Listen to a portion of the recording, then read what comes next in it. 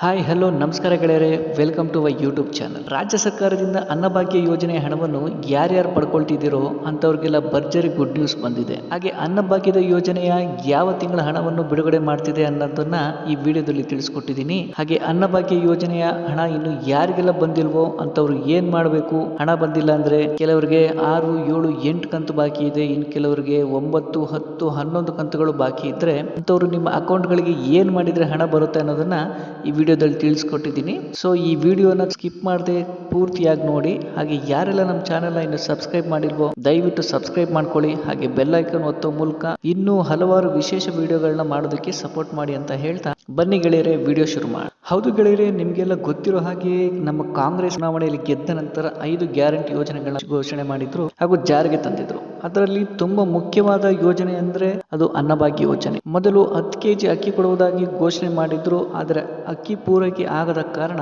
BPL card ಪ್ರತಿ ಸದಸ್ಯರಿಗೆ 5 KG ಅಕ್ಕಿ ಹಾಗೂ 5 ಕೆಜಿ ಅಕ್ಕಿಯ ಹಣವನ್ನು BPL ಕಾರ್ಡ್ ಎಲ್ಲಾ ಸದಸ್ಯರಿಗೂ ಕುಟುಂಬದ ಯಜಮಾನಿ ಖಾತೆಗೆ ಜಮಾ ಮಾಡ್ತಿದ್ರು.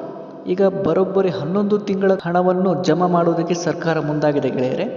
ಹಾಗಾದ್ರೆ ಯಾರಿಗೆಲ್ಲ 9, 10, 11 ಕಂತಿನ ಹಣ ಬಂದಿಲ್ಲ ಅಂಥವ್ರು ಏನು ಮಾಡಬೇಕು ಅನ್ನೋದನ್ನು ತಿಳಿಸ್ಕೊಟ್ಟಿದ್ದೀನಿ. ಯಾರೆಲ್ಲ ನಿಮ್ಮ 10 ವರ್ಷದ ಹಳೆಯ ಆಧಾರ್ ಕಾರ್ಡನ್ನು ಅಪ್ಡೇಟ್ ಮಾಡಿಸಿಲ್ಲ ಅಂದರೆ ಮೊದಲು ಆಧಾರ್ ಕಾರ್ಡ್ನ ಅಪ್ಡೇಟ್ ಮಾಡಿಸ್ಬೇಕಾಗಿ ಬರುತ್ತೆ. ಈ ಒಂದು ಯೋಜನೆಯ ಹಣ ಏನಿದೆ ನೇರವಾಗಿ ನಿಮ್ಮ ಆಧಾರ್ ಕಾರ್ಡ್ ಹಾಗೂ ಮೊಬೈಲ್ ನಂಬರ್ ಬೇಸಿಕ್ ಮೇಲೆ DBTS ನೇರವಾಗಿ ನಿಮ್ಮ ಖಾತೆಗೆ ಹಣ ಜಮಾ ಮಾಡಲಾಗುತ್ತದೆ. ಆದ್ದರಿಂದ ನಿಮ್ಮ ಆಧಾರ್ ಕಾರ್ಡ್ ಅನ್ನು ಅಪ್ಡೇಟ್ ಮಾಡಿಸ್ಕೊಳ್ಳಿ ಗೆಳೆಯರೆ. ಹಾಗೆ ನೀವು ಯಾವ ಬ್ಯಾಂಕ್ ಅಕೌಂಟ್ ನೀಡಿದ್ದೀರಾ ಈ ಒಂದು ಅನ್ನಭಾಗ್ಯ ಯೋಜನೆಗೆ ದಯವಿಟ್ಟು ನಿಮ್ಮ ಖಾತೆಗೆ ಆಧಾರ್ ಕಾರ್ಡ್ ಲಿಂಕ್ ಮಾಡಿಸ್ಕೊಳ್ಳಿ ಮತ್ತು KYC ಮಾಡ್ಕೊಳ್ಳಿ ಗೆಳೆಯರೆ. ಈ ಎಲ್ಲಾ ಕೆಲಸಗಳನ್ನ ನೀವು ಮಾಡಿದ್ರೆ ಕೇವಲ 2 ರಿಂದ 3 ದಿನಗಳ ಒಳಗೆ ನಿಮ್ಮ ಖಾತೆಗೆ ಅನ್ನಭಾಗ್ಯ ಯೋಜನೆಯ ಹಣ ಬಂದು ಸೇರುತ್ತೆ ಗೆಳೆಯರೆ. ನೀವು ನಿಮ್ಮ ತಾಲೂಕಿನ ಆಹಾರ ಇಲಾಖೆಗೆ ಹೋಗಿ ನಿಮ್ಮ ಅಕೌಂಟಿನ ಸಮಸ್ಯೆಗಳನ್ನ ತಿಳಿಸಿದ್ರೆ ಅವರು ಖಂಡಿತವಾಗಿ ಸಾಲ್ವ್ ಮಾಡಿಕೊಡ್ತಾರೆ. ಇವತ್ತಿಂದ ರಾಜ್ಯ ಸರ್ಕಾರ ಆಹಾರ ಇಲಾಖೆಗೆ ತುರ್ತಾಗಿ ನಿರ್ದೇಶನವನ್ನು ನೀಡಿದೆ. ಆ ಕಾರಣದಿಂದ ತುರ್ತಾಗಿ 3 ತಿಂಗಳ ಹಣವನ್ನು ಜಮಾ ಮಾಡಲಿದ್ದಾರೆ ಗೆಳೆಯರು. ಹಾಗೂ ಖುದ್ದು ಮಾನ್ಯ ಮುಖ್ಯಮಂತ್ರಿಗಳಾದ ಸಿದ್ದರಾಮಯ್ಯನವರೇ ಹೇಳಿದ್ದಾರೆ, ಯಾವುದೇ ಕಾರಣಕ್ಕೂ ಗ್ಯಾರಂಟಿ ಯೋಜನೆಗಳನ್ನ ಹಿಂದಕ್ಕೆ ಪಡೆಯುವುದಿಲ್ಲ. ಸೊ